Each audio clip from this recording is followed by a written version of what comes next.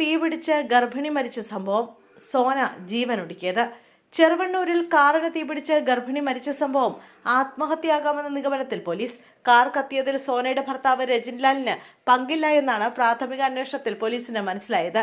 രജനുമായുള്ള വാക്കുതർക്കത്തെ തുടർന്ന് മനംനൊന്ത് സോന ആത്മഹത്യ ചെയ്തിരിക്കാമെന്നാണ് പോലീസ് കരുതുന്നത്. മരണത്തിന് തൊട്ടുമുമ്പ് താൻ അനുഭവിച്ച പീഡനങ്ങൾ സഹോദരിയോട് സോന പറഞ്ഞിരുന്നു. ഇതേ ദിവസം വൈകിട്ട് സഹോദരിക്കൊപ്പം പേരാമ്പ്രയിലെത്തിയ സോന കന്നാസിൽ പെട്രോൾ വാങ്ങുകയായിരുന്നു എന്നാണ് പോലീസ് പറയുന്നത്.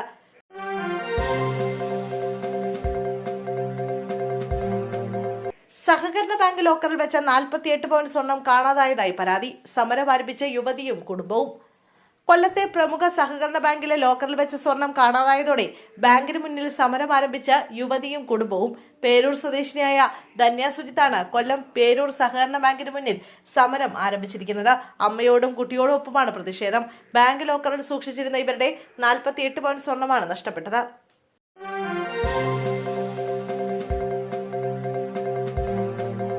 പിക്കപ്പ് വാൻ കടയിലേക്ക് ഇടിച്ചു കയറി അപകടം. വഴിയാത്രക്കാരന് ദാരുണാന്ത്യം. ഇടുക്കി കട്ടപ്പന ടൗണിലുണ്ടായ വാഹനാപകടത്തിൽ വഴിയാത്രക്കാരനായ ഒരാൾ മരിച്ചു.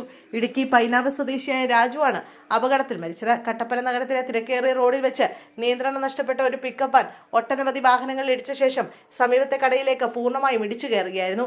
ഈ അപ്രതീക്ഷിത പാച്ചിലിനിടയിലാണ് റോഡരികിലൂടെ നടന്നു പോവുകയായിരുന്ന രാജുവിനെ വാഹനം ക്രൂരമായി ഇടിച്ചു തെറിപ്പിച്ചത്.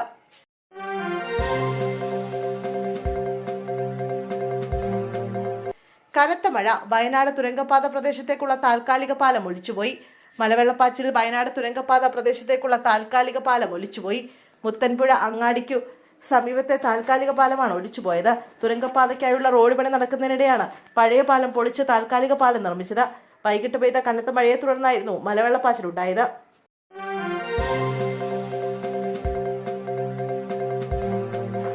പെരിയ ഇരട്ടക്കൊലക്കേസിലെ പ്രതികൾക്ക് പരോൾ അനുവദിച്ച സംഭവത്തിൽ അടിയന്തര റിപ്പോർട്ട് ആവശ്യപ്പെട്ട് ആഭ്യന്തരമന്ത്രി രമേശ് ചെന്നിത്തല.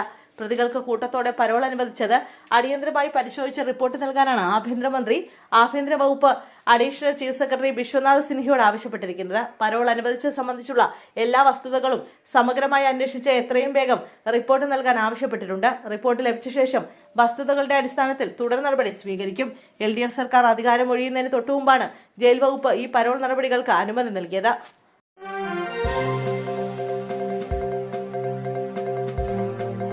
പ്രതിപക്ഷ നേതാവ് പിണറായി വിജയൻ തന്നെ പുനഃപരിശോധനയില്ല. സംസ്ഥാന കമ്മിറ്റിയുടെയും സെക്രട്ടേറിയറ്റിന്റെയും ഏകകണ്ഠമായ തീരുമാനമാണ്. PBയുടെ അംഗീകാരം വാങ്ങിയതാണ്. ഇനി പുനഃപരിശോധനയില്ലെന്നും MP ഗോവിന്ദൻ പറഞ്ഞു. പാർട്ടി യോഗങ്ങളിലെ വിമർശനങ്ങൾ എന്ന് പറയുന്ന പലതും മാധ്യമ സൃഷ്ടിയാണ്.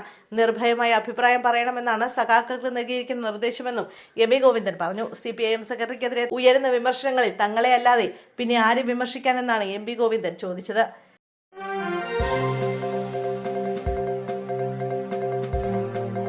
പിണറായിക്കും ഗോവിന്ദനുമൊപ്പം MA ബേബിക്കും വിമർശനം.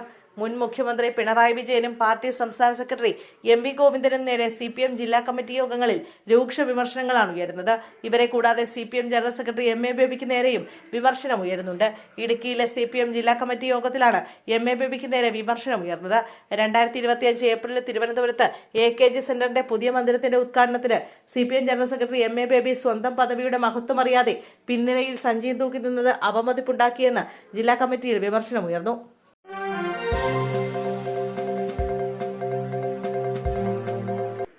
റഹീമിനെയും ഭാര്യയെയും അപമാനിച്ച കേസിൽ പ്രവാസി മലയാളി അറസ്റ്റിൽ. ആലപ്പുഴ സ്വദേശി സജിമോനെയാണ് മെഡിക്കൽ കോളേജ് പോലീസ് അറസ്റ്റ് ചെയ്തത്. വിദേശത്തായിരുന്ന ഇയാൾ തിരുവനന്തപുരം വിമാനത്താവളത്തിൽ എത്തിയപ്പോഴായിരുന്നു അറസ്റ്റ്. പ്രതിയെ ജാമ്യം നൽകി വിട്ടയച്ചു. സ്ത്രീത്വത്തെ അപമാനിച്ചത് ഉൾപ്പെടെയുള്ള കുറ്റം ചുമത്തി ഇയാൾക്കെതിരെ മെഡിക്കൽ കോളേജ് പോലീസ് കേസെടുത്തിരുന്നു. റഹീമിന്റെയും ഭാര്യയുടെയും ചിത്രങ്ങൾ സഹിതമായിരുന്നു സജിമോന്റെ പോസ്റ്റ്.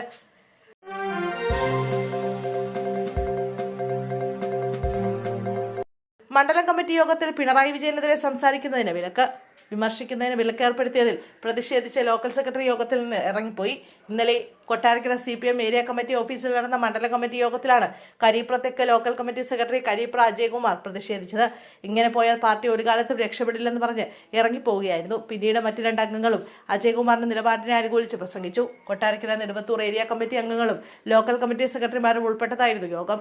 കേന്ദ്ര കമ്മിറ്റി അംഗം KN ബാലഗോപാൽ MLA, സംസ്ഥാന കമ്മിറ്റി അംഗം S രാജേന്ദ്രൻ, ജില്ലാ സെക്രട്ടേറിയറ്റ് അംഗം ജോർജ് മാത്യു എന്നിവരുടെ സാന്നിധ്യത്തിൽ നെടുമ്പത്തൂർ ഏരിയ സെക്രട്ടറി J രാമാനുജന്റെ അധ്യക്ഷതയിലായിരുന്നു യോഗം.